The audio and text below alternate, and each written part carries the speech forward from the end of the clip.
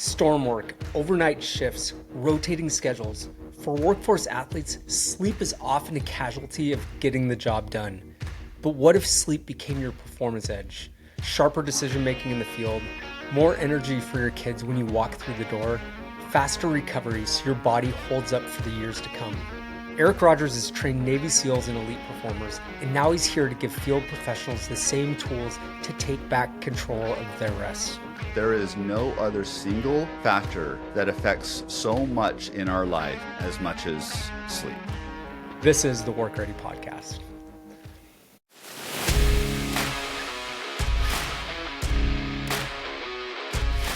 Work in the field is tough, and it takes more than muscle to last. Around here, we're building a place where workforce athletes can pick up proven ways to stay strong, earn respect, and lead their crews without burning out. If you want to be a part of that, subscribing is the easiest way to stay connected and keep growing with us. Hello and welcome to the Work Ready Podcast. So happy that you're joining us here today. And I'm really thrilled about the guest that we have on today, Eric Rogers, PhD in psychology, board certified in behavioral sleep medicine, founder of Peak Sleep, U.S. Army veteran, and spent a lot of his career working with elite performers, most notably the Navy SEALs. So Eric, we're just so excited to have you on the show. Thank you. Yeah, thanks for having me, Kevin. We've been talking about doing this for a while, so I'm glad to be here. You know, just raising the awareness that, sleep disturbances are a really common thing that people in the trades deal with. And oftentimes people don't even know where to start in terms of how to improve that. And oftentimes too, I think people are left with the sense of there's no hope. And so really, I think the heart of this conversation and the reason why I've so enjoyed connecting with you is just because there are so many things that people can do to really play an active role in improving that area of their life. And so, we're going to talk about the highs and the lows, the struggles and all those things. But anyhow, I'm excited to jump in with you. Yeah, that sounds good. Eric, maybe just start off by telling us a little bit more about your background and what got you interested in working with elite performers and, again, notably the Navy SEALs? Sure, yeah. It's actually an interesting story, actually going all the way back to childhood. When I was probably 6 or 7 years old, my family and I took a trip to San Diego, where they have a variety of SEAL bases, as well as where they do their primary training and selection.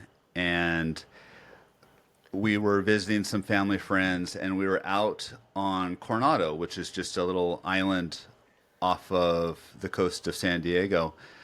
And I am playing in the sand, and with my dad next to me, who is a Vietnam veteran, or was a Vietnam veteran. He passed away a couple years ago. And I think, like a lot of young boys, I looked up to my father quite a bit, viewed him a little bit like Superman. And so we're playing on the sand, and all of a sudden there's these two guys that sort of emerge out of the waves in full scuba gear. And I had never seen anything like that at that point in my life. And I'm sort of watching these guys, and my dad leans over and says, those are Navy SEALs. And I remember sort of the admiration my father had in his sort of nonverbals and in his voice tone when he said that. And at the time, it didn't really mean anything to me, other than I could see that this man who I respected so much respected these guys so much. And that really stuck with me. And obviously life goes on, grew up, went to grad school, joined the Army, and chose a path in my military career where I ended up being what's referred to as an operational psychologist. And All that that really means is that we use psychological principles in sort of a less conventional way. And my personal specialty was in assessment selection. So I was working with special operations, the special forces specifically, and I was responsible for evaluating, assessing, and helping in the selection process of candidates who wanted to be in special forces. And I love that job and did it for quite a few years. And then my wife and I got out of the military, and my wife and I moved back to the West Coast. She's from San Diego originally. So we came here, and there just happened to be a job with the SEALs essentially doing that same thing. So I got hired with the SEALs to do assessment and selection, and I was also their sleep specialist at the time. Um, and what was really interesting is my office where I worked was on Coronado, was on the beach, probably 20 feet from the beach, and probably 100 yards or so from the exact spot I was playing as a kid on the beach when I saw the SEALs for the first time. So it was really sort of one of those full circle sort of journeys. But that's the basic story of how I ended up working with the SEALs. Yeah, that's such a cool story. I've actually been on Coronado as well, and seen that the training facility where they do conduct buds and watch the teams out there with their boats, and it's just Yeah. such an inspiring environment. Uh, Eric, how did you first get interested in sleep? Like, what sent you down that from a career path? Yeah, it kind of came out of blue, to be honest with you. I was again in the army. I was working as an operational psychologist doing assessment and selection, which I loved, but it was a demanding job. Long hours, sometimes irregular hours, and over time, my own sleep started to suffer, right? So there were periods of insomnia, along with a variety of other sort of sleep challenges. And I did what I think a lot of people first do, and you go online and you try a variety of things, trying to get a handle on it. And none of these things really worked. And then I met a fellow psychologist who did specialize in sleep sort of randomly.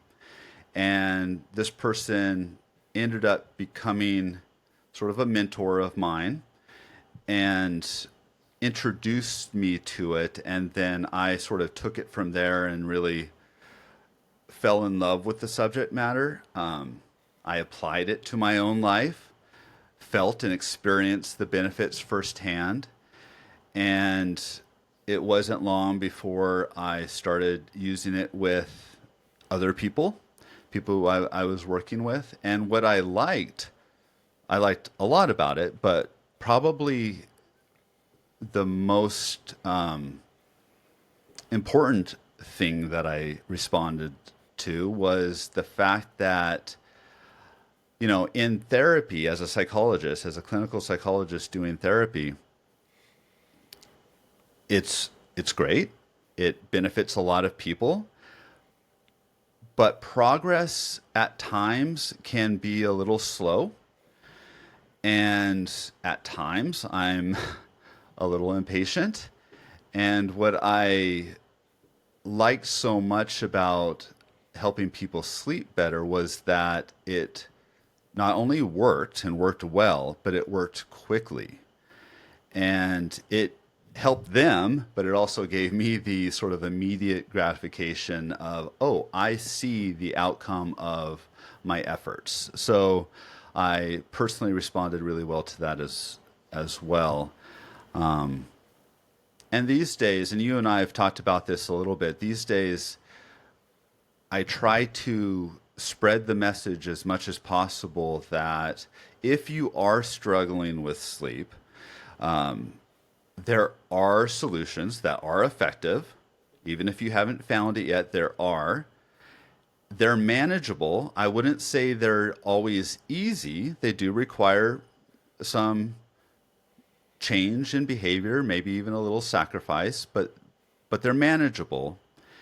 And if you do pursue that and benefit from it, it can really be life changing. So I try to spread that particular message as far and wide as possible because I know people get discouraged and people have been trying to fix their sleep for quite a while. And we'll get into sort of why nothing's worked for them so far. But yeah, it's my passion. It's going to be what I do for the rest of my career. Vimosity is more than training. It's a safety and readiness platform trusted by companies to keep their field professionals strong, healthy, and ready for the job. Now we're launching something new, the Work Ready Community. It's the first online community built exclusively for field employees, a place to connect, learn, and lead the future of our industry. Join us and be part of the movement.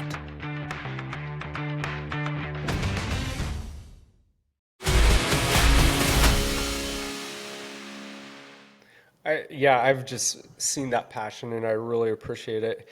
And again, this is something that I think is such a huge issue in the trades. And, most of our listeners are frontline workers in the trades. And in fact, I was just texting yesterday with a guy who worked 2 overnight shifts right in a row. And he's like, man, sorry, it took me so long to get back to you. He's like, the older I get, the longer I do this work, the longer it takes me to recover and pull out of those, those long shifts where I'm overnight sleep, not getting sleep. And then it's hard for me to get caught up. And he just, naturally shared with me some of those struggles. But why is sleep so important? And what are just other aspects of our life that are impacted, by sleep, either positively or negatively?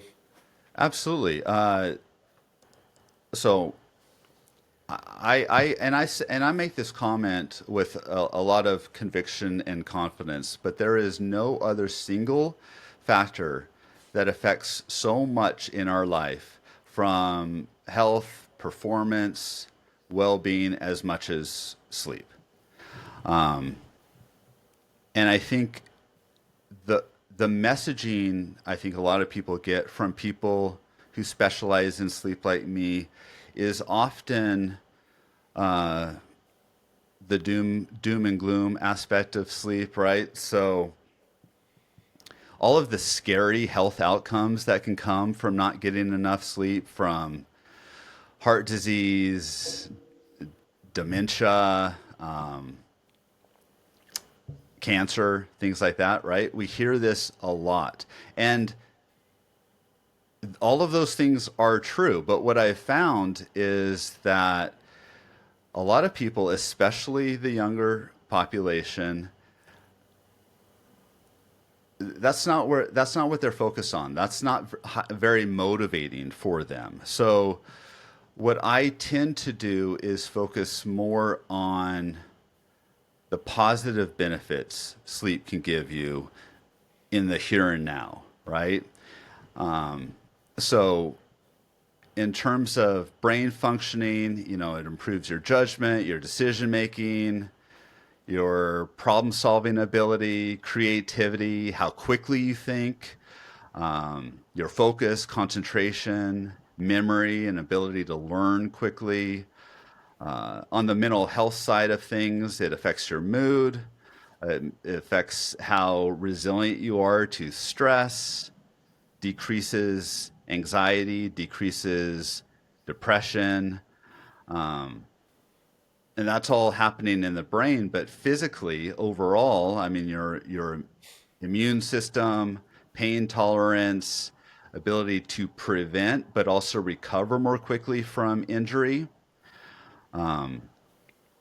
but then if, you know, and then you think about sort of home life, makes you more patient, present, engaged with those that you love, more emotionally balanced, and even improves your sexual functioning and your sexual drive. So when I discuss sleep, I tend to focus more on what it can do for you right now. And one of the reasons is that so many of us have sleep deficits, right? We are chronically sleep deprived, which means that there is room for improvement. There is room to enhance your performance as opposed to simply avoiding all of the bad negative outcomes that can come from not getting enough sleep. Um, so yeah, it affects everything. It seems like as a psychologist too, and if you're working with people maybe dealing with depression or, anxiety or some of these other things, if you're not addressing the sleep aspects, you're really not addressing some of the baseline root cause components of that. Am I right in my thinking that? Absolutely. They're so intertwined. I mean, if we're talking about depression, let's just take depression as an example. Insomnia and depression are often very much related. Sometimes poor sleep itself can lead to symptoms of depression, but having depression can also lead to insomnia. And what they found is that ideally, the ideal situation is you're working with both of them together, right? You're addressing both of them at the same time. It is true that if you have depression and you treat insomnia, many times the depression improves, right? The opposite is true as well. If you treat the depression, sometimes the sleep disturbance improves as well, but not always, right? But yeah, I mean, the best way to approach it is by addressing them simultaneously. But yeah, I mean, the overlap between sleep issues and just about every mental health challenge is huge. Yeah.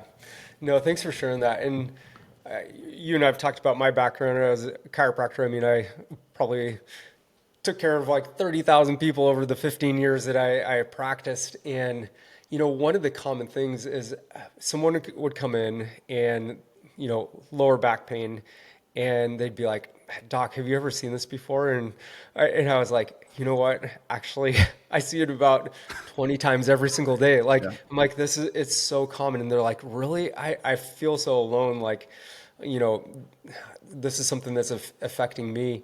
And it was oftentimes those conversations that I had with those people to just help them realize that, hey, you know what? Number one, this is somewhat normal. Number two, there's actually stuff that you can do to help, treat this, whether it's, us working together or it's you, a combination of you doing things on your own. But it's just giving that person just a confidence that this isn't abnormal and that there is a solution and that they can have hope in that situation. What would you say to some of those people who might be listening, who may even feel like, as it relates to sleep, man, I feel so alone in this, like, do other people deal with this, and what can I do? Yeah. I mean, first off, there are a lot of people who are struggling with this. I mean, if we pull back and look at sort of the rates of poor sleep in society, we're talking about 40% of the population is getting less than what is recommended, the recommended 7 hours of sleep per night. And in a lot of industries like utility, construction, things like that, those rates are much higher, well above 50%, right? So, and it has to do with long hours, multiple shifts, like you mentioned earlier. But yeah, so So really, really high in certain industries. And then if you're looking specifically at things like rates of insomnia, about 30% of the population at any given time are either they have insomnia or they have some symptoms of insomnia. And then there's things like obstructive sleep apnea, which is also very common in utility and construction, but also very common in the military. But just in general population, it's roughly 15 to 25% of the population have sleep apnea. When I was working in the military, those rates were higher, and the reason for that is still somewhat unclear. It may have something to do with the working conditions, the hours, the unpredictability over time. But one theory, and something that I'm almost positive is contributing to it, is the fact that screening for insomnia and sleep apnea happens so much more frequently in the military. And if you were to screen everybody in general population, those rates would be much higher as well, right? There are a lot of sleep disorders that go undiagnosed for a variety of reasons, which is a shame, because if we're talking about those two disorders specifically, insomnia and sleep apnea, there are very effective, and we'll talk more about them through today, but there are very effective treatments for both. Great. I can't wait to dig into that a little bit further. So just to paint a picture for some of the common struggles that we hear from our audience in terms of what tends to lead to sleep disturbances, it could be the unpredictability of the hours. So maybe they're working a storm, or they have to do overtime, or there's an outage and they need to work those extra hours. It could be somebody's working maybe at a power plant where, it's a 24-hour, 7-day-a-week operation, and so they have to work through the night. It could be alternating shifts where, maybe 1 week they're on nights, 1 week they're on days. So there are all these different variables that oftentimes disrupt the sleep consistency. Sure. And one of the things that I just actually found you just by doing some research, and then you and I connected on LinkedIn. But as I started to look at your website, there was this really cool survey that people could take to help them identify a little bit more about sleep zones and these concepts about sleep zones. And it's a great starting point in terms of better understanding where some of the struggles are and where people fit. And then that helps provide some guidance. Can you talk a little bit more about the sleep zones and how you develop that, and how people can just think about where they fit on that continuum? Absolutely. Often when we talk about sleep, people are described as being either a good sleeper or a bad sleeper, right? So, and all bad sleepers are sort of given the same set of recommendations to improve it. But the problem is that sleep performance is a continuum, and where you fall on this scale really determines what recommendations will and won't work for you. So what I ended up doing to help clarify and ensure that more people get the right recommendations for their own struggles is divide up that continuum in 3 separate zones.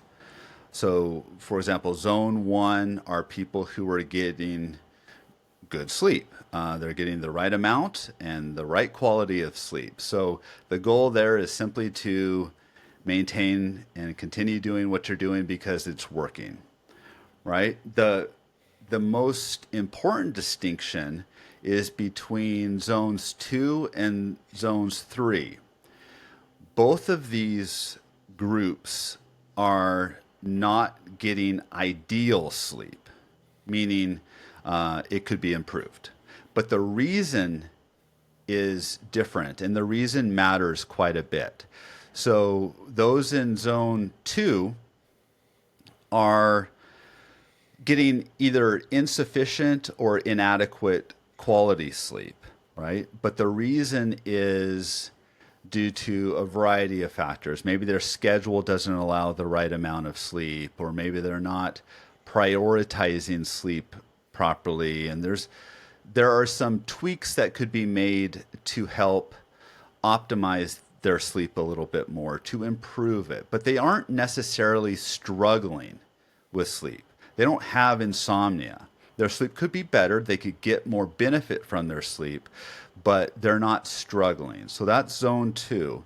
And the recommendations for that group would be different than the recommendations for those in zone 3.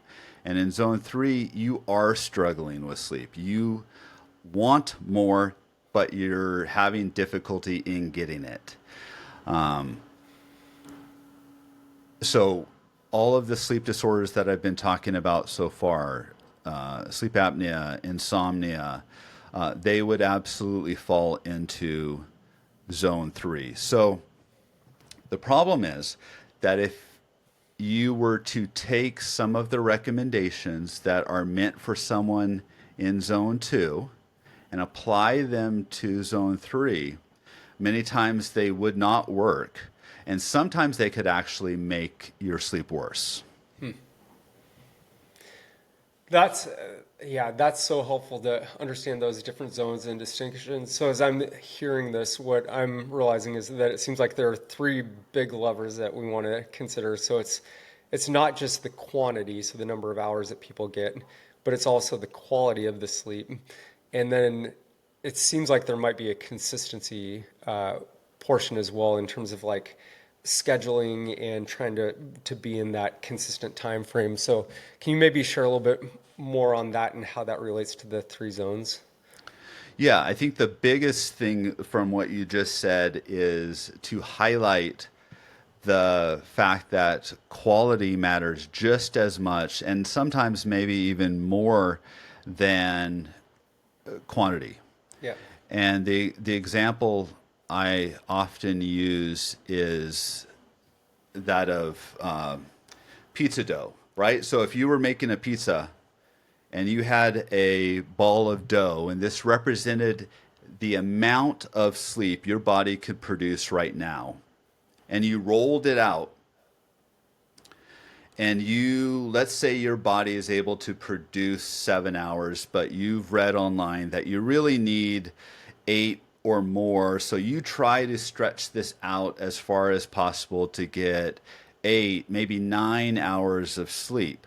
The further you pull this beyond what it's capable of, the thinner it becomes, and it starts to get some breaks in it, right? Some tears and some breaks, which would represent light and fragmented sleep, so poor quality. If you were to take that same amount of pizza dough and stretch it out to 6.5, 7 hours, it's much thicker, it's fuller, and it doesn't have any breaks in it, right? So this is high quality sleep, even though the quantity isn't maybe what you are trying to get. So it's always a balancing act. Everybody's a little different. People do require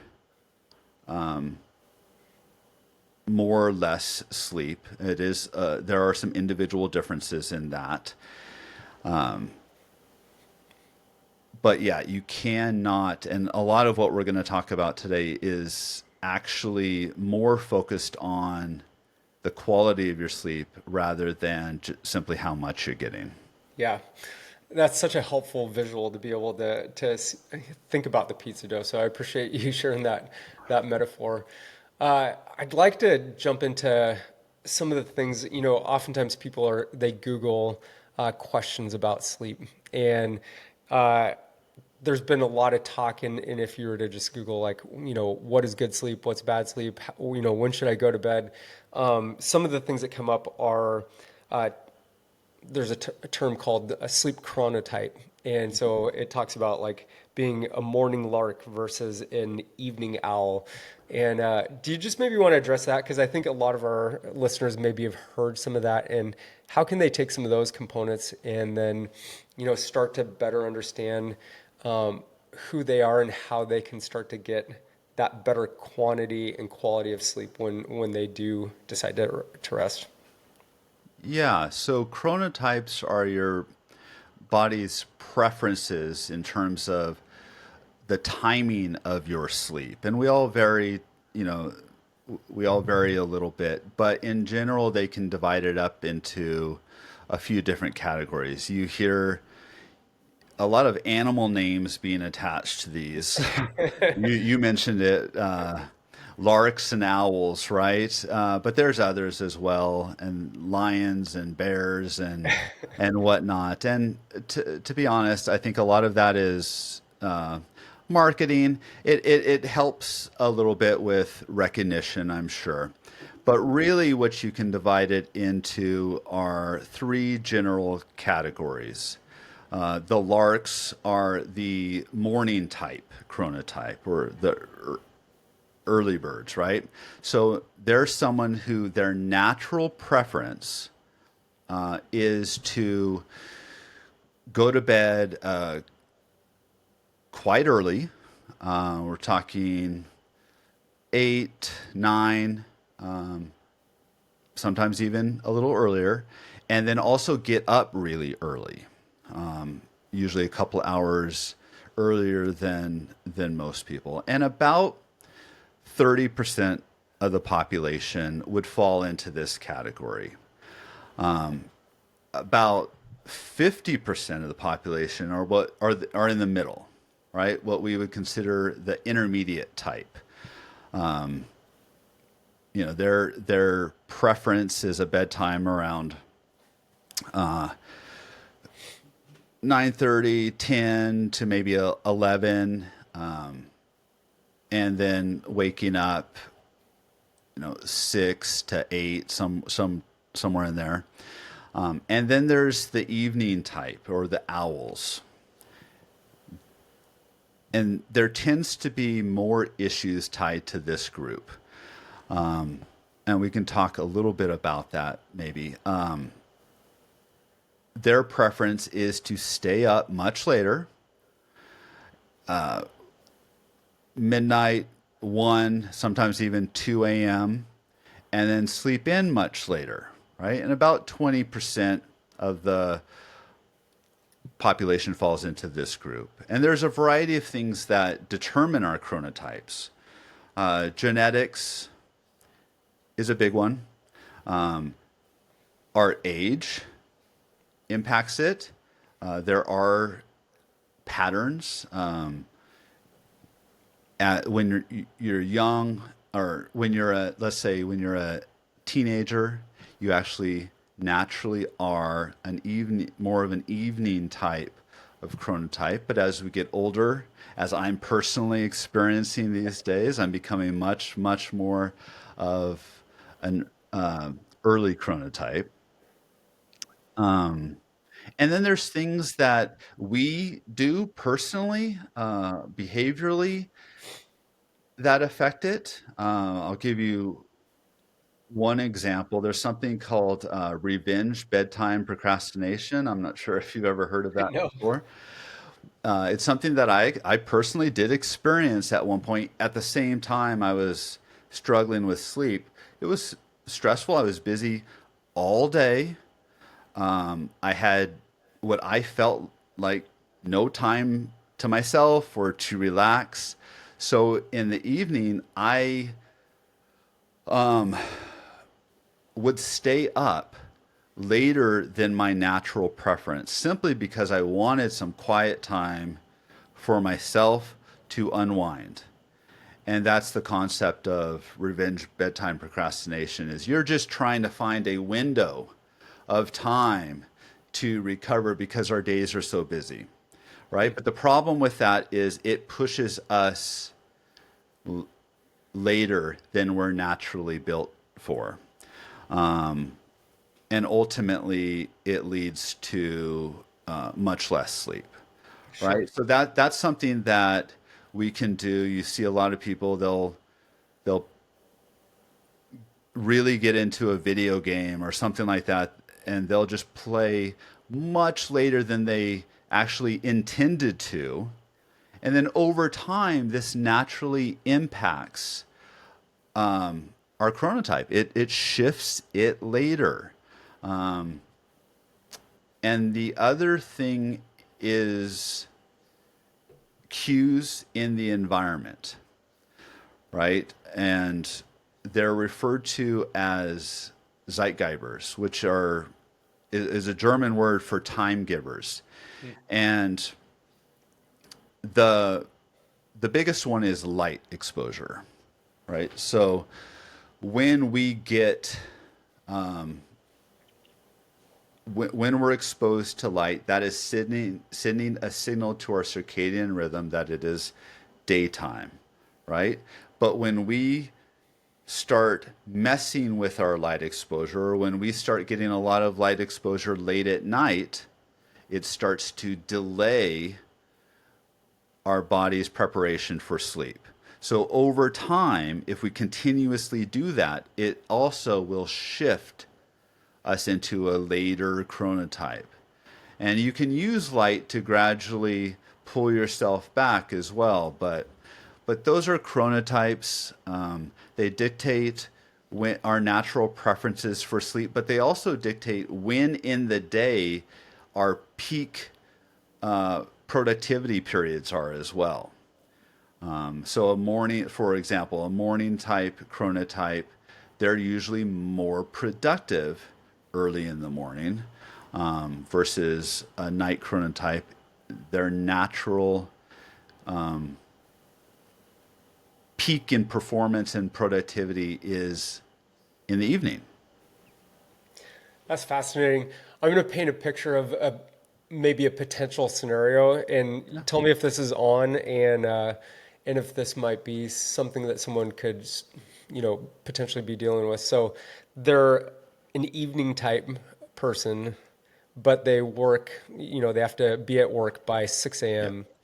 And so they try to go to bed early because they know that they need to get the sleep and they have to show up early. But then they lay there in bed for 2 hours because they're like, I can't fall asleep. And there's a little bit of that chronotype, aspect that's probably impacting their ability to fall asleep. And then pretty soon it turns into feeling like, man, do I have insomnia? Right. What's causing this? It starts to lead to stress, which again further reinforces some of those issues. I mean, is that something that you see from time to time? Very common.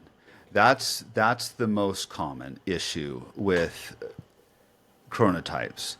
And somebody like that would fall into, or they'd be classified as a circadian rhythm disorder, right? And that person you just described is the one who is most likely to be misdiagnosed as having insomnia, right? Because many times they will go in maybe to speak to their primary care physician and they'll say, I can't sleep. And on the surface, it does look like insomnia. They're going to bed, they're unable to sleep for long periods of time. It does look like insomnia, but what's really happening is that they're simply trying to go to sleep much earlier than they're biologically prepared to, and that's why they're struggling. If you were to take that same person and allow them to sleep in, go to bed late at night and sleep in, they wouldn't struggle, right? They would be able to sleep just fine. But the fact that their schedules and just the demands in our life don't allow them to do that, they're the most likely to struggle and to be misdiagnosed. So when you're evaluating somebody, and it looks like insomnia, you always want to rule out the possibility that it's a circadian rhythm disorder. Yeah. And I can just hear people listening to this thinking that's exactly my scenario, and yet I have no control over my schedule. I have to show up to work at that time, and we're going to spend, I mean, the whole second half of this, conversation talking about practical things that people can do. I don't want to leave those people hanging. So, right off the bat, what are some things that maybe someone could consider in that type of a situation to better help them adapt to what life's demands are so that they can be optimized in that situation? Yeah, I will. So I'll try to be as hopeful as possible on this one because this is a real challenge. Yeah. And I don't think there is a 100% solution here, but it is possible to gradually and over time and through consistent work advance, meaning move up your chronotype, your circadian rhythm, to where you are maybe getting closer to falling into that intermediate zone. It usually requires the assistance of a professional and very close monitoring of light exposure, right? Yeah. Over time, and you can gradually move it forward. And if you're able to stick to it for a long enough period of time, you can advance it to where you'll be able to fall asleep a little bit earlier. But yes, in that situation, it's challenging, but there is a way to move it up so that you're able to get a little bit better sleep. Could exercise potentially impact that as well? Yeah, so I mentioned light, and light is the primary way of moving this because it is the primary Zeitgeber. But there's a variety of things, exercise being one, meal timing being another really big one. You'd want to, again, this advancement is one of the more complex sleep interventions out there. So you do want to work with somebody who's experienced in doing this, or you can create all sorts of issues. But yes, you adjust gradually over time, and you're consistent with these adjustments. Exercise, movement, meal timing, and light being really big ones.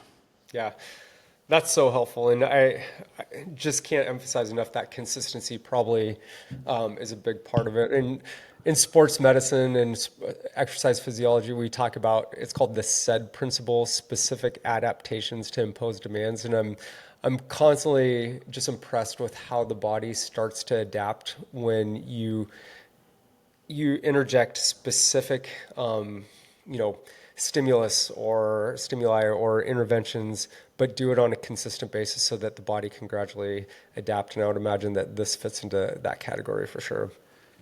It would, and you would really want to, yeah, in terms of the consistency, we are talking consistent all week, right? Yeah. Including the weekends, because the weekends are if you're working a job that has distinct weekends, that's where a lot of undoing can take place. Yeah. Over the last maybe year, every once in a while I'll Google different articles on sleep and, things that people can do. And everybody is definitely using AI, and AI is spitting out a common thing, recommendations, and it seems to always come back to sleep hygiene. And so, you read 80% of the articles, and it's it goes back to the light, it goes back to, avoiding sounds, things like that. And sleep hygiene obviously plays a huge, huge role in that. What would you say to those people, though, who maybe are like, man, I've tried to cut out blue light right before I go to bed. I've tried to, do all these things, but, maybe it's not taking them to the next level. And maybe also speak to the positive aspects of that. I mean, I'm not saying that those are not good recommendations, but maybe just for some people, it just might not be quite enough. Yeah, this is a great question. And there are positive aspects to it. Sleep hygiene, like you said, cutting out caffeine in the late afternoon, keeping your room dark, cool, quiet, maintaining a consistent routine, things like this, or creating a nighttime routine. These are classified as sleep hygiene. There is nothing inherently wrong with sleep hygiene. All of these recommendations are absolutely correct, and we should all be doing them.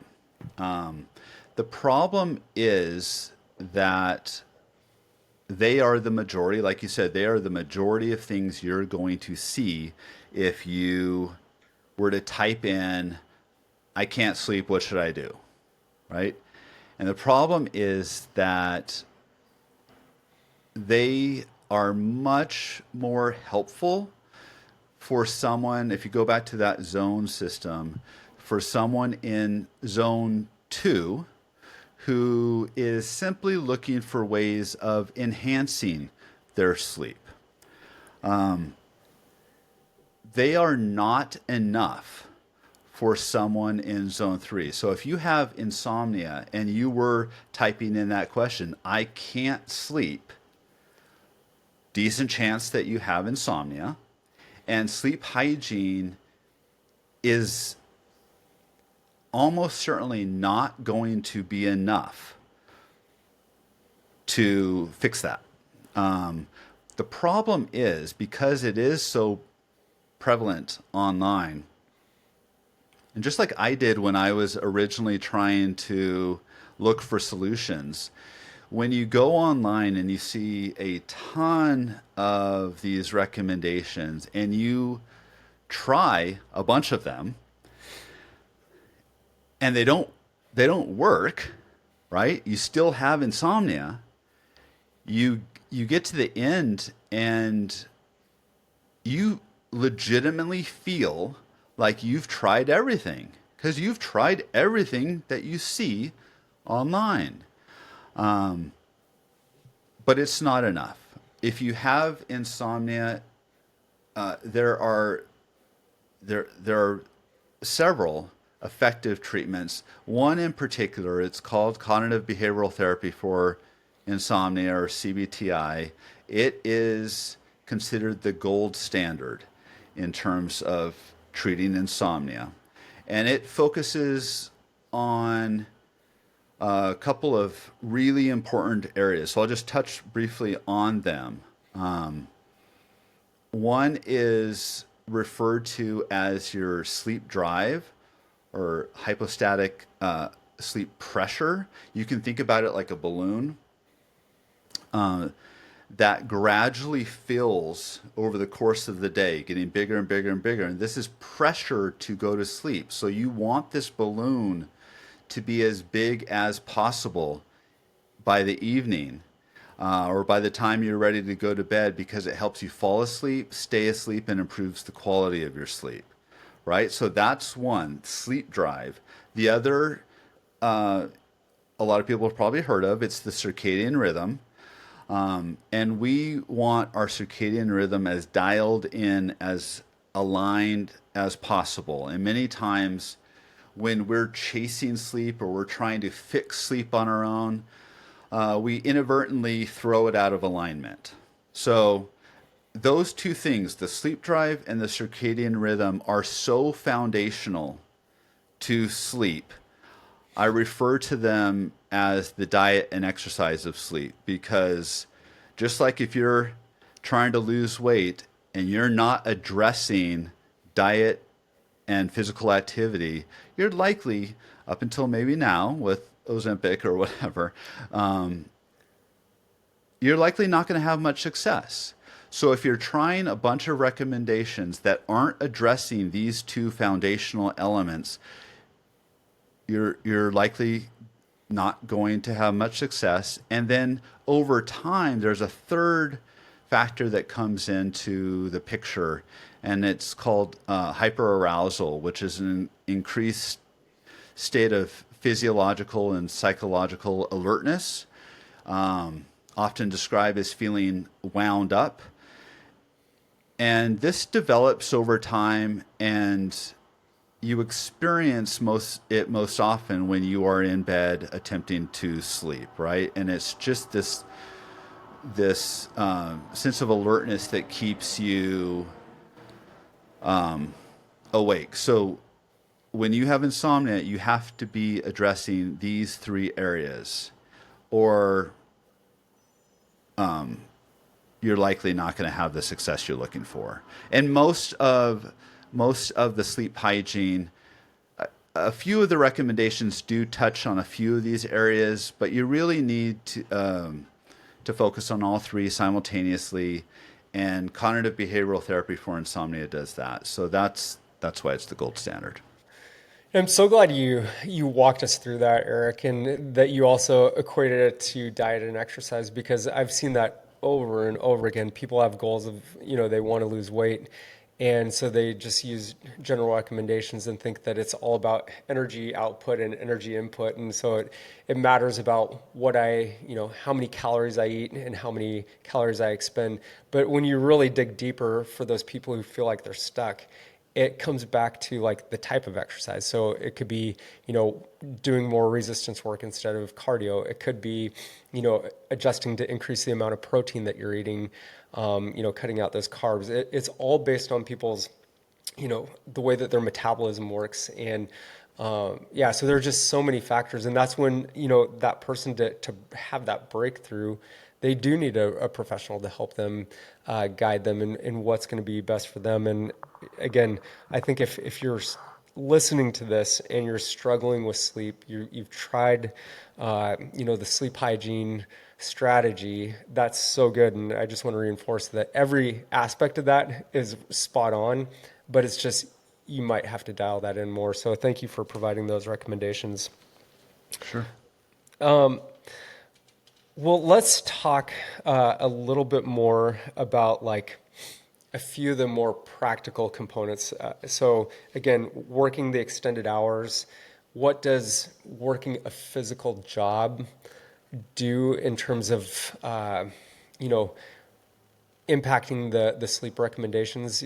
You talked about how sleep is when your brain and your body is recovering. And so, maybe making some adjustments to fit those needs as well might be relevant.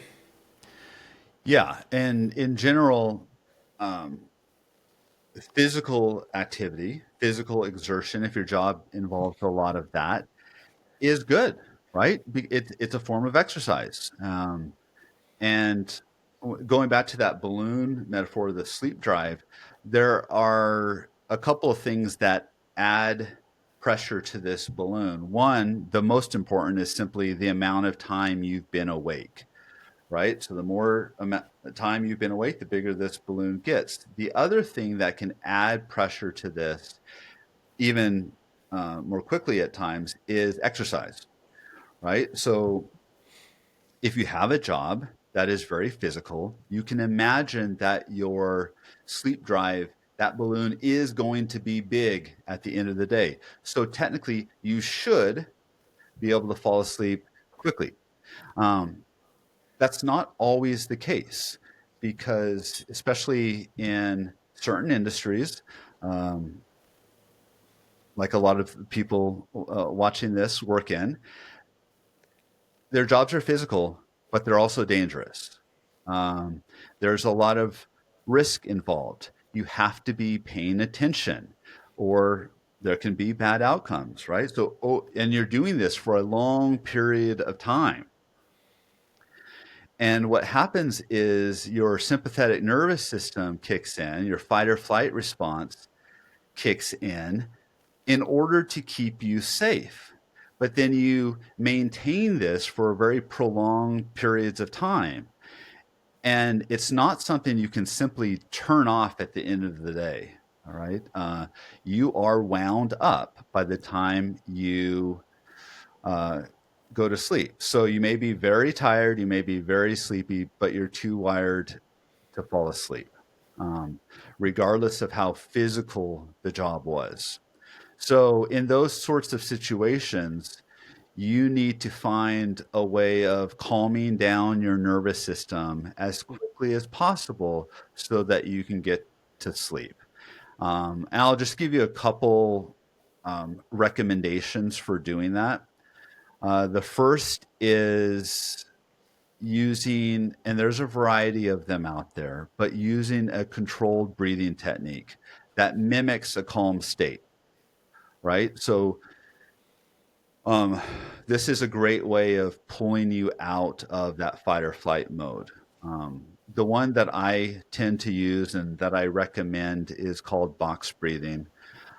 We used it a lot with the SEALs. And you can imagine it like a box, and you're breathing, and each side of the box represents one component of the breath, right? So the inhale, the exhale, and two separate hold periods or pauses. And you conduct each of these components for the same amount of time, which is 4 seconds. And you can imagine if you're inhaling for 4 seconds, holding for 4 seconds, exhaling for 4, it's very slow. And that's exactly what you're looking to do, because that then sends a signal to your brain that the threat is over, the danger is over, and you are safe to relax. So that's one way that you can sort of almost trick your brain into relaxation. And the other recommendation would be to take a hot shower. This is as close to what I consider a sleep hack as I give. Not a huge fan of hacks, but this is a sleep hack. And the reason it works is because our bodies every night, our core body temperature drops between 1 to 2 degrees. It's just a signal to the rest of our body that it's time to start preparing for sleep. And by taking a hot shower, you can sort of jumpstart that process. The way it works is if the water is hot enough, you want it to be comfortable. You don't want something painful, but you do want it hot, right? You want your body to feel the need to cool itself down. And what happens is the heat around your core moves outward towards the surface of your skin, while at the same time the blood vessels on the surface of your skin dilate, allowing that heat to escape your body, especially through your hands, feet, and your head. And you want to do this 1 to 2 hours before you actually plan on falling asleep. So you do have time to cool down, but you have time for that drop in core temperature to occur before going in bed. And you don't want to get out of the shower and put on socks right away and or something like that. You want to keep your feet, hands, and heads uncovered for roughly 30 minutes or so to allow that heat to continue to leave your body. You don't want to trap it in. And this is a great way of calming down because, one, a hot shower is relaxing, and two, it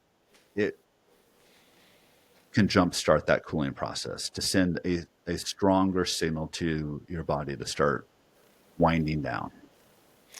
Such a great recommendation. I've never had that recommendation so thoroughly talked about. So thanks for walking through that. And I love the concept of box breathing. It's actually something that we teach every single person through Vimasi on how to do box breathing. And there's so many benefits to box breathing. Obviously, the balancing of the sympathetic and the parasympathetic nervous system, but it's also just reconnecting your brain to the diaphragm. And it's one of the only physiological processes that we can actually control. I mean, we can control our breathing pattern, and it's important for core stability. So many benefits. So thanks for bringing that up.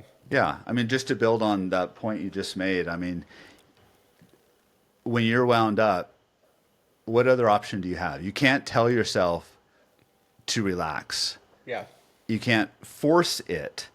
You need to focus on what you can control, and your breathing is something you can control. Yeah.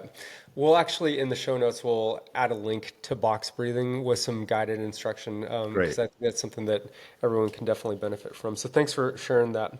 You know, a common thing that we also hear are, people may cross state lines to work a storm, and so now they're dealing with time zone changes, and so that just compounds sleep. Can you maybe share a little bit more about the impact of time zones, and then maybe how people should strategize sleep when it comes to navigating that? Sure. Yeah, this is challenging, but I'm sure very common. And yeah, there's a few things you can do. First off, just to explain why it's happening, it goes back again to our circadian rhythm.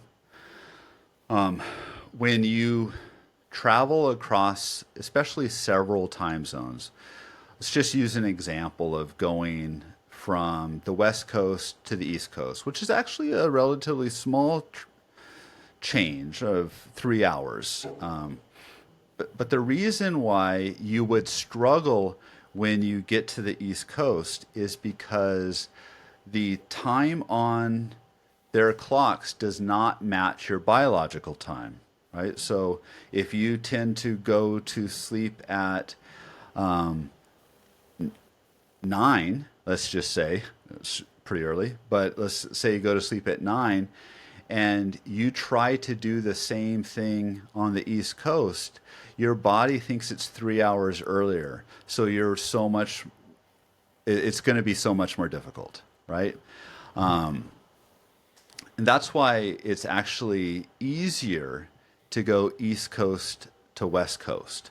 It's easier to delay going to bed for a period of time than to force going to bed earlier than you're biologically programmed to. So that's essentially what's happening. If you're able to anticipate the travel, which you may sometimes and other times you may not, if you're able to anticipate it, you can start gradually shifting your sleep schedule a little bit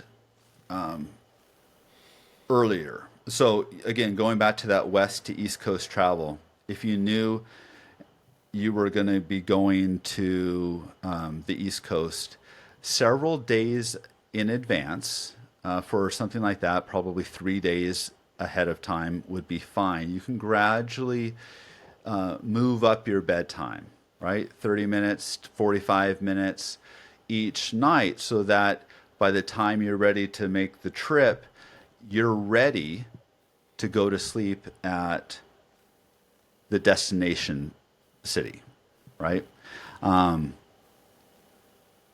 If you can't anticipate it, and it's going to be a short trip, my recommendation is to maintain your schedule as much as possible for your home city, right? So if I was traveling to the East Coast, you might want to, and I go to bed at 9 a.m. typically.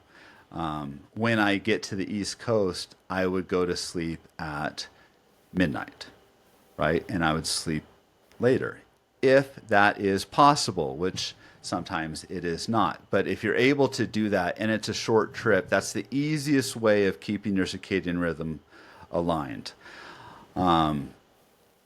If you're not able to, and you're not able to also prepare for it, one of the best things you can do is let's use the same example again. You go into the East Coast. You may struggle that first night. You probably will struggle that first night. That's jet lag. The next day, as early as you can, you're going to want to expose yourself to as much morning sunlight as possible. And you're going to also want to eat your breakfast or your first meal of the day as early as possible. This is the only other way that you can start speeding up that adjustment a little bit. It is a legitimate challenge. There's no foolproof solution for it. You are fighting your biology, and you can shift and you can help the process, but you can't eliminate it completely. Yeah. No, thank you. Those are great recommendations. And again, control what you can control. And I like how practical that is. I was talking to someone earlier this year about the impact of storm work. And storm work is really common, especially, I mean, we're seeing it more and more: hurricanes, ice storms, tornadoes. And the situation that this individual mentioned is that they worked 18 on, 6 off for a week straight. And, we talked a lot about the safety implications of that and just the cumulative effect of sleep deprivation. I would call that sleep deprivation. I mean, even though you're 6 hours off, I mean, you're not sleeping for 6 hours. So maybe first talk about like the impacts of that schedule. Yeah. And then let's try to, again, make it practical, because it's the reality. I mean, it's an emergency situation. Yep. People are relying on, electricity to come back on. And so people's lives are at stake. But what can people do despite those circumstances to at least maximize, safety, also maximize, the opportunity to get rest when they can, and maybe talk about how naps play into that. Okay, sure. Yeah. It's not an ideal situation, right? You know without a shadow of a doubt that if you're only given 6 hours off, you are not going to get ideal sleep. You're simply not. The window is way too short. So anytime that you're getting less than the recommended amount of sleep, which again, let's just use 7 hours as our basis, you are going to start accumulating chronic sleep deprivation.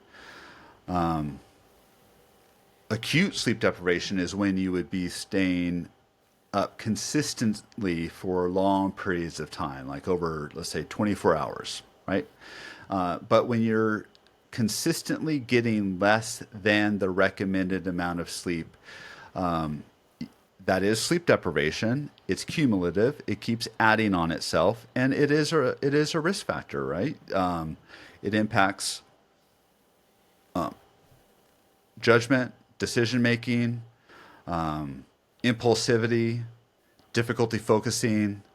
One of the things that I think is the biggest risk factor, especially if the schedule you're describing goes for several days on end, is the risk of something called microsleeps. And these are brief periods of time in which you are very sleep deprived and your brain literally shuts down for a few seconds. Can be a second to 30 seconds. Sometimes you're not aware that this is happening. Many times you're not aware that this is happening. But you are literally going to sleep because it is your brain's desperate attempt to try to make up some of the sleep that you're not getting at night. And obviously that's a dangerous scenario. When you know that this is going to be your schedule, it's really important to prioritize recovery as much as possible. Take as much of that 6 hour window as possible for sleep. Sometimes that is difficult. You get off. Again, we talked about sometimes it's difficult to unwind quickly. You have to eat something probably. You have to shower maybe. You might want to speak to your family. So that 6 hours can quickly become 4. Now we're talking about serious sleep deprivation. especially if you're doing this for numerous days in a row. So the risk of microsleeps is a real concern. So again, you want to make sure that you're maximizing that window of recovery as much as possible. I think it is important to point out the fact that sleep debt, following, let's say you work this schedule for a few days and then you have a longer recovery period and you're like, great, I'm going to sleep for 10 hours and I'm going to make all of that up. It unfortunately doesn't work that way. The closest example I can give you, just that everybody might recognize, is somebody who Monday through Friday is getting less than ideal sleep and then tries to make it up on the weekend. You can make up a little bit, but you cannot make it all up. And so whatever's left gets rolled over to the next week. And that's how it compounds over time. Sometimes, depending on how long you've been building up this debt, it can take weeks to maybe even a month to fully pay it off. And I don't know if you've ever heard of the term sleep banking.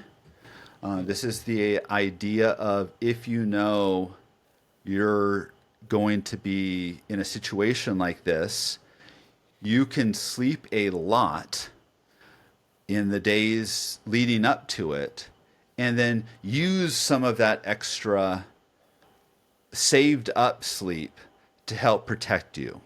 So that's how it's often described, and that's not really what's happening. What is happening, and why that is still a decent idea, is that we're all carrying around a certain amount of sleep debt. I guarantee the vast majority of people who are listening to this have sleep debt, maybe a lot, right? So if you know that you're going to be working a storm soon, you can anticipate that, which I know you can't always anticipate this. Sleeping as much as you can leading up to this experience is still a good idea, because you can move yourself closer to being at 100%. It's not that you're saving sleep to use later. You're simply returning yourself to an ideal baseline before you deprive yourself again. Right? So that's sleep debt, what it is, and how you can pay it off. In terms of what you can do in the moment, you brought up naps. Naps are ideal if you're able to do it. And I recommend it, right? Because it goes a long way in preventing a lot of the more dangerous aspects of sleep deprivation, right? It's not a replacement for a good night's sleep, but it can absolutely help. A short 5 to 15 minute nap is ideal. You don't really want to go beyond 15, 20 minutes, because then you start to enter into a deeper stage of sleep and it's harder to come out of it. So a very brief 5 to 15 minute nap is ideal when possible. I just understand that it's not always, it's just not always an option. Totally. Man, I remember when our kids were really little, like 1 and 3, I'm working like crazy and just not sleeping. And I had one moment that really shook me, where I was driving down the freeway and I literally did fall asleep at the wheel. And fortunately, there were the rumble strips to wake me up, but it definitely completely changed my pattern in terms of, if I start to feel myself nodding off, it's like I have to stop. But and I'm sure a lot of people can relate to a similar story, but what are some things that, like, if you're on a crew, you're doing a pre-job brief or a tailboard, and you're looking at your teammates and you've been working these type of schedules, What are the signs that people can see in others that may, I think cause them to raise their hand and say, hey man, I think you might need to, sit down for 20 minutes, take a nap, take a break, because that could honestly, it could impact the safety of the entire job. It could save people's lives. So I'd love to hear your perspective on that. Absolutely. These are things we should be looking out for in ourselves, but also in those around us. Like you said, there is a difference between being tired and being sleepy. A lot of us are tired much of the time. We're busy. Stress can lead to feeling tired and a variety of things. But being sleepy is when things start to become dangerous because it's an overwhelming desire to sleep. So when either we notice this in ourselves or we notice it in others, when you're seeing that classic head nodding, that's an immediate intervention time, because what is happening are you are either having or you are just about to have micro sleeps. Essentially, that is what it is. Your brain is temporarily, for a second or two, shutting down. So when you feel yourself doing that, or you see somebody else on the crew doing that, it's time to intervene. Heavy eyelids, difficulty keeping your eyes open. If you see somebody sort of zoning out or staring vacantly, that's another good sign. And if you notice yourself having difficulty focusing, your vision is becoming a little blurry, these are all very classic signs that you are sleepy. And you're approaching a dangerous situation. So yeah, that is the time to raise your hand and say, I need a break. Or if you see it happening to somebody else, pulling them and forcing a break. One of the common things, and I've even done this myself, is, I'm tired, I grab a cup of coffee and I just try to stay awake. I also see people oftentimes, grabbing a Monster energy drink to, try to, stimulate themselves. What are the impacts of caffeine on a chronic basis when it comes to stimulating you, but then also impacting sleep? Sure. Sometimes, caffeine gets a little bit of a bad rap with regard to sleep, and often you'll hear that ideally you're not drinking caffeine at all. And I mean, there's nothing wrong with not drinking it at all, but it can be used in situations like what we're talking about to sort of boost alertness a little bit. Going back to that concept of the sleep drive, the balloon, what's really happening in that scenario is there's a chemical called adenosine that is building up in our brain over the course of the day. And that leads to feelings of sleepiness and decreases our alertness. What caffeine does is it blocks adenosine receptors in our brain, right? So the adenosine is still building up. It just has nowhere to latch on, so we don't feel the effects. Now, of course, that also means that once the caffeine is finally out of your system, there is all this adenosine buildup in our brain that now has a place to latch on, and that is what we experience when we talk about the caffeine crash, right? So caffeine can be used strategically to boost alertness. The problem is that we often use caffeine more as a crutch or just to function, as opposed to something that helps enhance our performance, right? We drink too much of it, too regular a basis.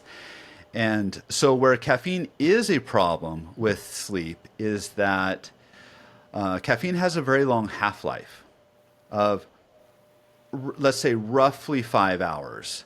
So it varies a little bit person to person, but let's just say it has a half-life of 5 hours, meaning that 10 hours after you have something with caffeine in it, it takes 10 hours before all of the caffeine is gone, right? And ideally, we don't want any caffeine in our system or very, very little caffeine in our system when we're trying to fall asleep. Because not only will it make falling asleep more difficult for most people, but it also impacts the quality of that sleep. And I know that there are a lot of listeners who are hearing this and they're saying, well, I can drink a Monster and go to sleep instantly. Yes, you probably can. That's likely more of an indication of how sleep deprived you are. And two, just the fact that you're able to fall asleep doesn't mean that caffeine isn't having a significant impact on the quality of the sleep that you're getting. So yes, caffeine early in a shift can be very beneficial, especially when you are feeling a little sleepy. It shouldn't be used when it's a trade-off, right? So if it is an absolute emergency scenario and you cannot take a break, it can be used in that scenario, even if it's late in a shift, to prevent any sort of real negative safety outcomes. Understanding, though, that is then going to carry over and affect your sleep. So ideally, we're maximizing our recovery as much as possible. When we are using caffeine, it is early in our shift, 8 to 10 hours before we're planning on sleeping. Those are great guidelines. And when you're saying that it may impact like the quality of sleep, is it like the REM sleep, like you just can't quite get into those deeper waves or Right. slow It's going to waves? be Yeah. lighter, a Yeah. little more fragmented. It has less of a negative impact on our sleep compared to something like alcohol, which I'm sure Yeah. we'll talk about. Yeah. But yeah, it's lighter, a little more fragmented compared Well, to normal natural sleep. yeah, let's talk about another stimulant. And I think a lot of people don't even think of this as being a stimulant. It also ends in "ene," and that's nicotine. And you put in a dip or you smoke a cigarette, and you just don't realize that that's actually something that is probably also, potentially stimulating you or preventing that higher quality sleep. Can you speak a little bit more about that? Absolutely. It's very much a stimulant and will have a very similar negative impact on your sleep if you are doing it too close to bedtime, which many people do. How many times do we hear, even as a way of relaxing or right before bed, you have a cigarette or do something else with nicotine in it? And that is likely going to have a significant impact on your sleep. So ideally, you're wanting to keep that at least 4 to 5 hours before bed to prevent some of the major damage. But the other problem with nicotine is how addictive it is, and then if you're experiencing cravings over the course of the night, that's again going to interrupt sleep and lead to lighter, more fragmented sleep. So if you're going to use it, again, do it very early, but understand that,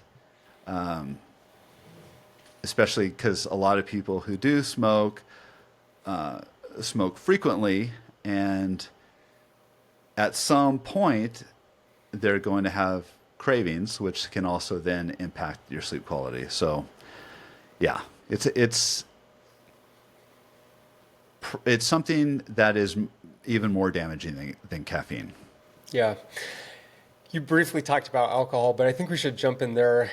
For me, it's one of those things I didn't really like fully understand the impact of alcohol on my sleep. I wear a Whoop. I've actually really enjoyed it, and I mean we could do a whole podcast just in terms of, uh, you know, having a wearable that helps you from a sleep perspective. But man, it is so clear the impact for me of alcohol and sleep and how that impacts the quality and even the quantity of sleep. And so, I mean, at this point, like I'm going for the athletic brewing if I drink a beer and going for the non-alcoholic just because it's I mean, I'm going to be in the red every single time if I drink alcohol. So that's been my personal experience, and it's also been really helpful to have that data because it has enabled me to make better decisions about, what's good or bad for me, especially from a recovery standpoint. But let's talk about alcohol because,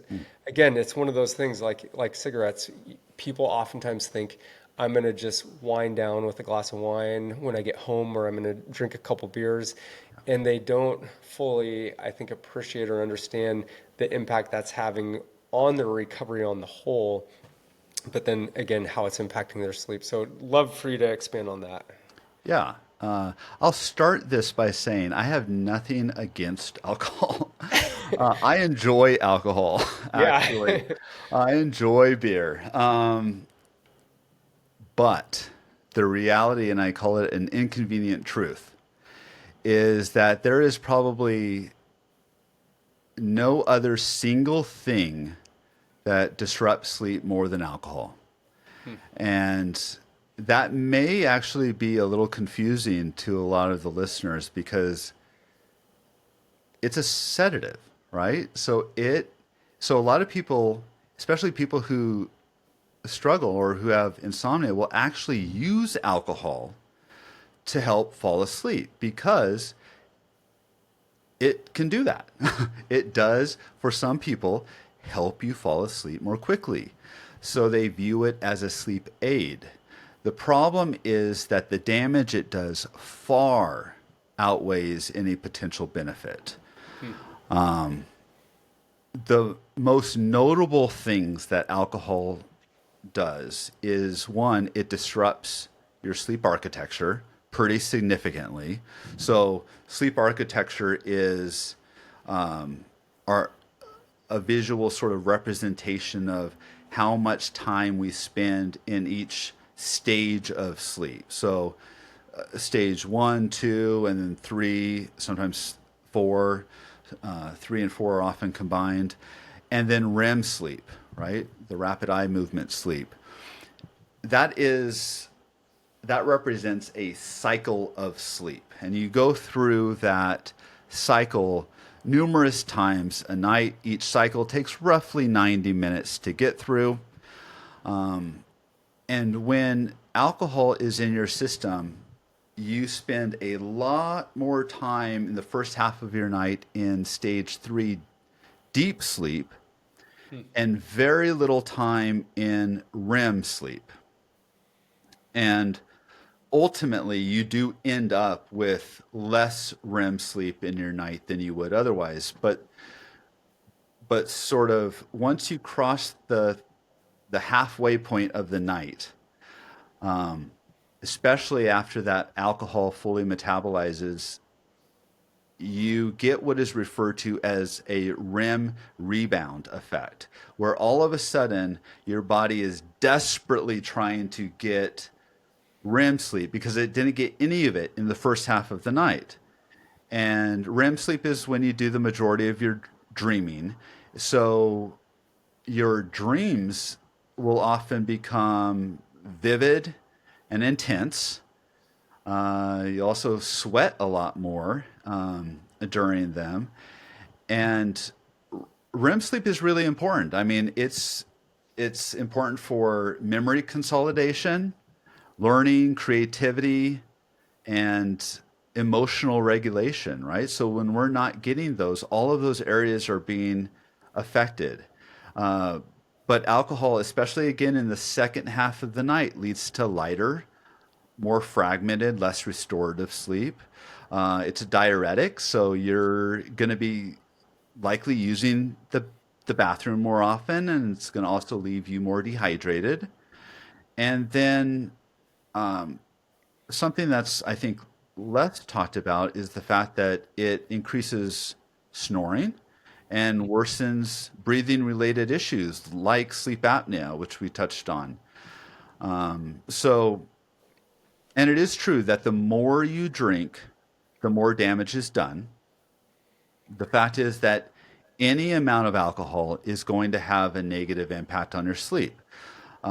So the ideal scenario is none.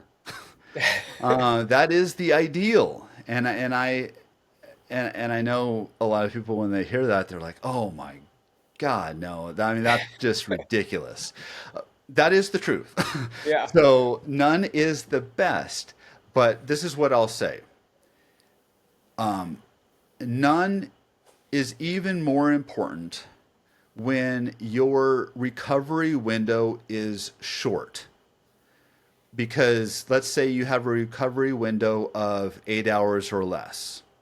That's really where you need to maximize that as much as possible. You're not going to get likely the ideal amount of sleep. So the quality of that sleep needs to be as good as possible. And alcohol will damage that significantly. In situations in which maybe you do have a day off or something like that, and you don't have those sorts of responsibilities the next day, and are adamant that I am going to have something. The next best thing it would be to have 1 or 2 drinks max. Drink them 3 to 4 hours before you intend to go to bed. And drink as much water as you can in between drinks. It's not going to eliminate the issue. It's not going to eliminate the damage the alcohol is going to do, but it can minimize it a little bit. So none is ideal. Mild to moderate is the second best. And I know that that's challenging. That is legit challenging. But Inconvenient it is, truth is definitely the best way to position that, isn't it? yeah. Yeah. And I mean, another inconvenient truth is unfortunately sugar is another thing. And I mean, most of us are addicted to sugar. I know that that's one thing that, like, man, I do have a sweet tooth, so I have to work really hard on, cutting out sugar as much as possible. But what does refined sugar do to sleep, and how does that act as a stimulant as well? Yeah, I mean, it gives you the rush, right? I mean, it's legit. It can be used. However, yes, it can also have a detrimental effect. I'm not gonna exaggerate the effect of sugar. It's not going to have the same sort of effect as alcohol or caffeine, but it is going to affect the sleep quality. Again, lighter, fragmented, less restorative. But yeah, I mean, if we're rank ordering these, Yeah. I would put it lower, but it's still having an impact. Yeah. And then you get the crash too. I mean, Yeah. it's the high followed by the low. Well, we talked about the things that disrupt sleep. Now, I think a common thing is people turn to sleep aids to try to help them. This is very common. There's medication, melatonin, CBD, a bunch of different things. Love for you to just kind of walk through that, because those are probably things that people have tried, or maybe you're curious, is this right for me? What are some of the pros and cons related to those? Yeah, probably the most common is, well, okay. So the most common for somebody who is struggling and maybe has insomnia is that they're offered medication. And unfortunately, medication should never be the first option. The reason why it is, and this is, I'm sort of getting on a soapbox right here, is the fact that when somebody is struggling with sleep, the first person they tend to tell is their primary care physician. The problem is that, and this might be surprising, it was surprising when I heard it as well, is that the vast majority of primary care physicians are taught very, very little about sleep. Harvard recently put out this document that looked at how the curriculum in medical schools, and in a 4-year program, they spent a little less than 2 hours talking about sleep, which is mind-blowing because sleep literally has some form of impact on every single thing that they are treating. To some extent, it has an impact on that.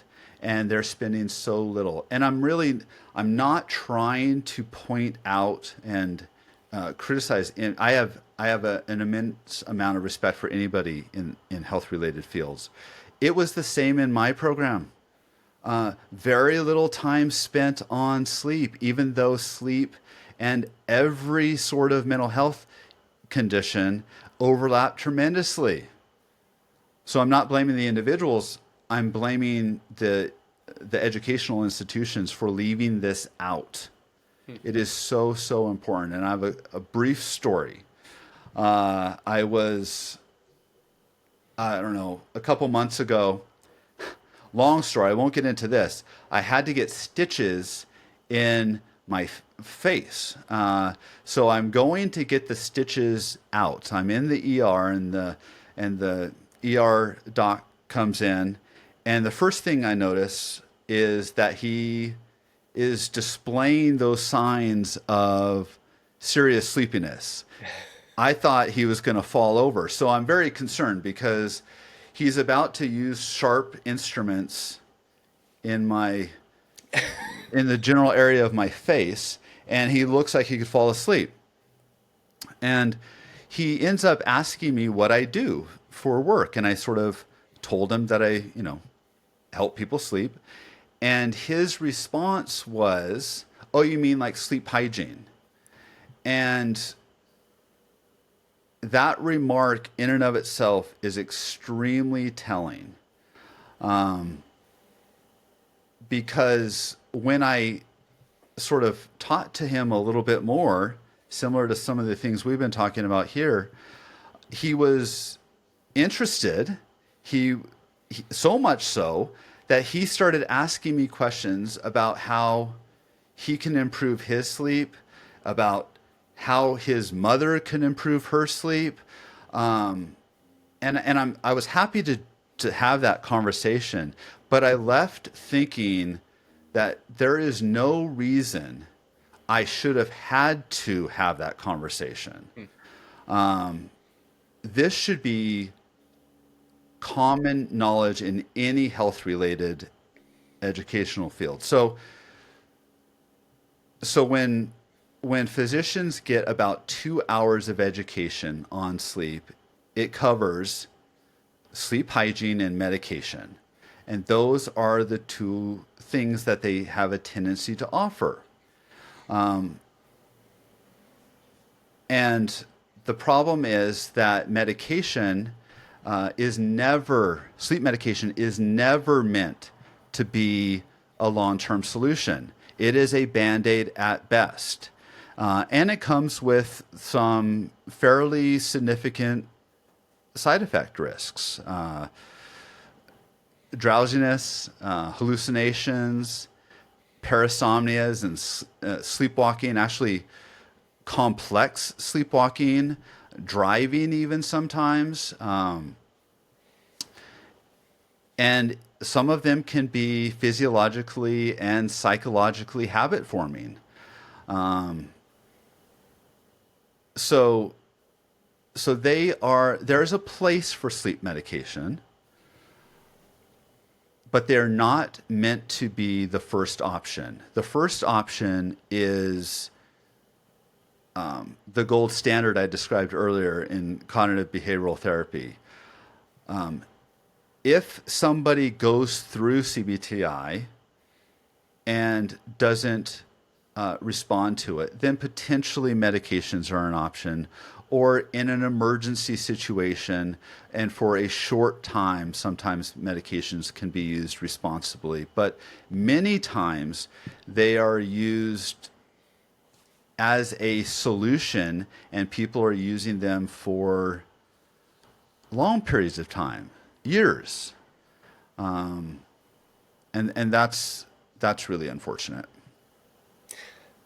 Thank you so much for sharing that. I know when I worked with the U.S. Olympic Committee, uh, this was like 2010-ish. Sleep aids were pretty prevalent, and they would hand it out like candy, and it became this almost cultural thing and a dependence, and people confused anxiety with that was a solution, but then just realizing the impact that it had on the quality of the sleep, the ability for people to recover and then perform at the highest level.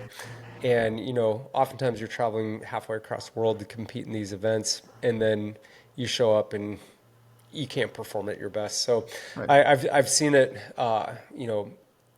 be a substitute. Unfortunately, they actually passed rules where they could no longer, you had to go through some pretty big hoops to even be able to be prescribed that by the time I stopped working with them in 2018. But And it's that's definitely great. a problematic situation. That's great.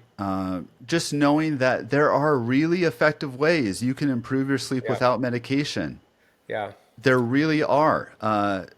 I think people see medications as the easy button, but they're not solving anything, and it's not producing the same quality sleep as you would get otherwise naturally. Yeah. What about melatonin? That's something that I hear people use quite often, or even CBD. Yeah, melatonin is a safer option. Uh, Relatively few side effects to no side effects. Works well for some, not as much for others. I think the concerns with melatonin are sometimes people use too much of it. When you do use melatonin, you do not need a lot. Very small dosages, zero point 0.5 to 3 milligrams is ideal. Above that doesn't add much additional value, but can increase side effects. I'm a huge proponent of not using sleep aids as much as possible, because I think I have concerns with especially the psychological dependency on these, believing you need something to sleep. I have a bit of an issue with, but a lot of people do use it and find it helpful. I think when I would recommend melatonin is when you are, like we discussed earlier, either for travel or you're trying to adjust your chronotype a little bit.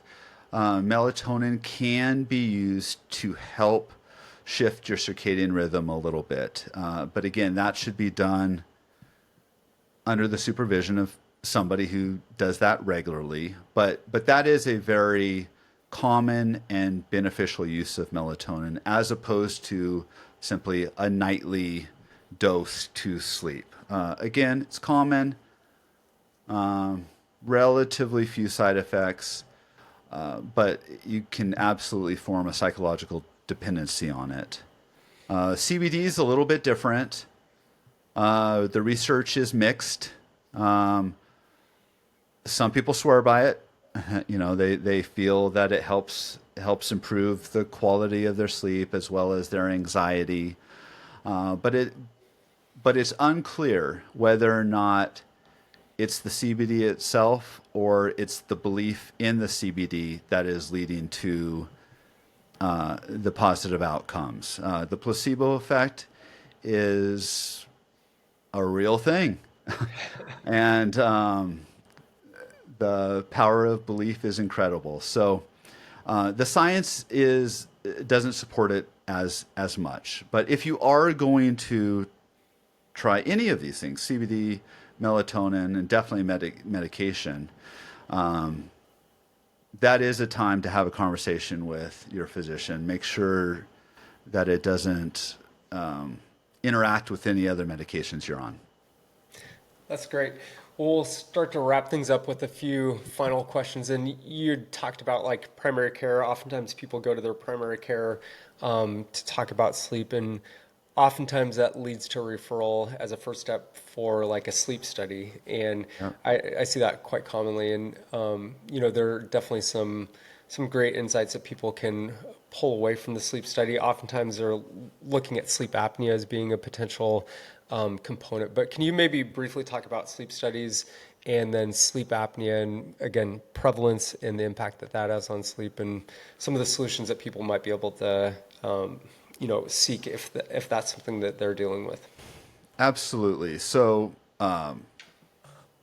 sleep studies are really designed for identifying something like sleep apnea, not for evaluating or trying to diagnose something like insomnia. Because I don't know if you've ever seen what happens in a sleep lab, but you go in and one, you're sleeping in an unfamiliar environment, and a lot of wires are attached to your body and your head. So it's a very unnatural sleep environment. And for somebody I mean, it's going to cause sleep issues for anybody trying to sleep in there, let alone somebody with insomnia. So it's not really used to diagnose that, but it is great at diagnosing sleep apnea. And sleep apnea is essentially when you are sleeping and the muscles in your neck and throat area relax and collapse in on itself, blocking your airway, right? And when that happens, it results in waking you up briefly. And this can happen, especially if you've got severe sleep apnea. This can happen many, many, many times, upwards of 100 times per hour. You can be brought out of sleep. Many times, the things to look for are significant snoring.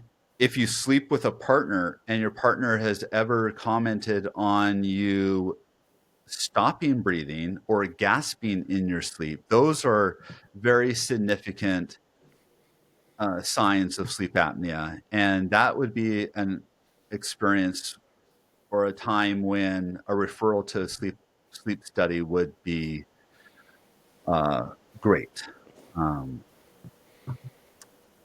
And there are a variety of things. You asked about what are some of the interventions or some of the things you can do if you have sleep apnea.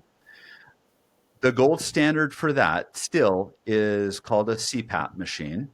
It's a continuous positive airway pressure. That's what CPAP stands for. And it delivers a continuous flow of pressurized air in through your nose or your mouth, and that air keeps your airways open so that you're not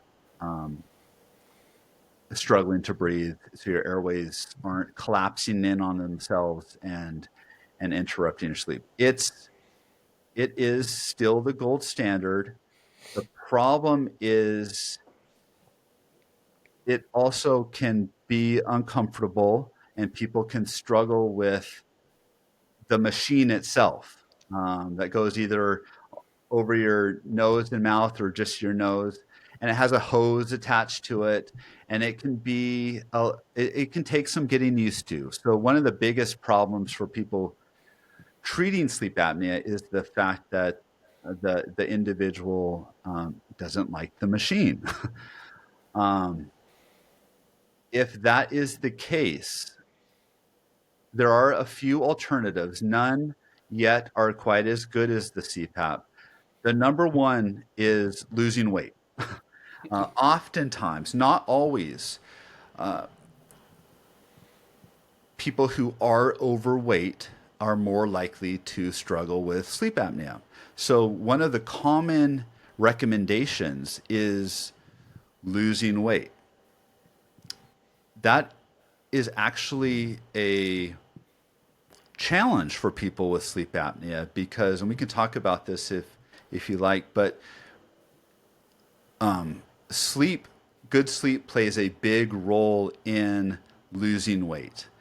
And if your sleep is so disrupted due to the sleep apnea, it makes losing that weight extremely challenging to near impossible. So that is a great recommendation, but it's very, very hard to do. There's also oral appliances that your dentist can create that sort of you wear at night and it forces your jaw out, which opens your airway a little more. There's sleep positioning training. Many times people struggle more when they're sleeping on their back. So because if you think about what's happening, your airways in your neck are collapsing backwards, blocking off your throat. So sometimes sleeping on your side can be helpful. There's a variety of ways to help that, from pillows to the one it always makes me smile is sewing a couple tennis balls onto the back of a t-shirt. Obviously, if you turn over on your back, that's going to be very uncomfortable. It's going to keep you on your side. And then there's something newer on the market that you may have seen, hypoglossal nerve stimulation, which is technically a surgery.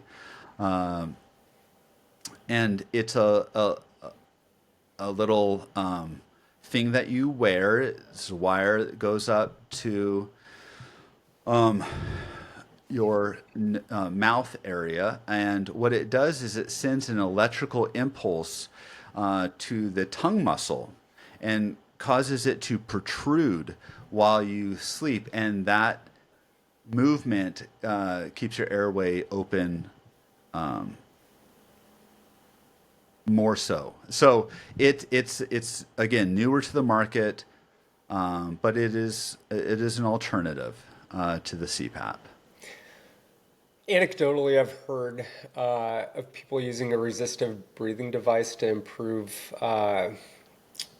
basically their lung capacity and their diaphragmatic control. And so a lot of endurance athletes and triathletes will actually use one of these devices where it's almost like a resistance band. You breathe into it and it provides a little bit of resistance. And I've anecdotally heard just, general population folks get those and notice some improvement in their sleep apnea through that. So I don't know if you've heard of that, but it's intriguing to me. I haven't, but one thing it just sort of made me think about, the recommendations on mouth taping and things like that. That's very popular right now. The science doesn't really support it, but again, belief is really strong. And I bring it up in this conversation because if you have sleep apnea, mouth taping can actually be quite dangerous. Sure. So you don't want to just try mouth taping without first figuring out what is the issue with your sinuses and your breathing at night.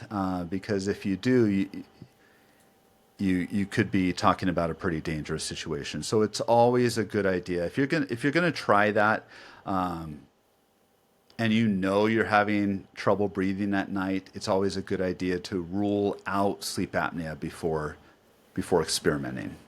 It's a really good call. Well, Eric, man, we covered so many different subjects in this conversation, and I really, really enjoyed it. I think that our audience definitely is going to step away with some great just things to think about and concepts that they can directly apply to their life. Where can people find more about what you have to offer, whether that's through one-on-one coaching, or it might even be signing up for your zones training and some stuff that people can do at home? Yeah, absolutely. If you would like to find out more about me or the sleep zones, the easiest way to go is just to my website, peaksleep.com. On the homepage, you'll see the path to taking the sleep zone quiz. I would recommend starting there to find out which zone you fall into. If you are someone in zone 3, I do encourage you to either reach out to me. You can email me. You can find my email online, and ask me about what your options are, possible solutions. I may be willing and able to work with you, or I may be able to point you in the right direction. Again, I know how challenging it can be to sort of find the solution on your own and weed through all of the recommendations online. So I can hopefully help you navigate that a little bit. Well, Eric, we are all on a quest to become the best versions of ourselves, and sleep, as you mentioned, impacts every aspect of our health, our well-being, our attitudes, our mental health, prevents disease. There are just so many important benefits, and when people have this knowledge, it really empowers them to continue in on that journey. So we're so grateful for your time, for sharing your insight, and we're so grateful for you, the listeners, for joining us today. And remember to tune in for future conversations that are about, again, advancing each one of us to become that best version of ourselves. Thanks so much for joining the Work Ready podcast today.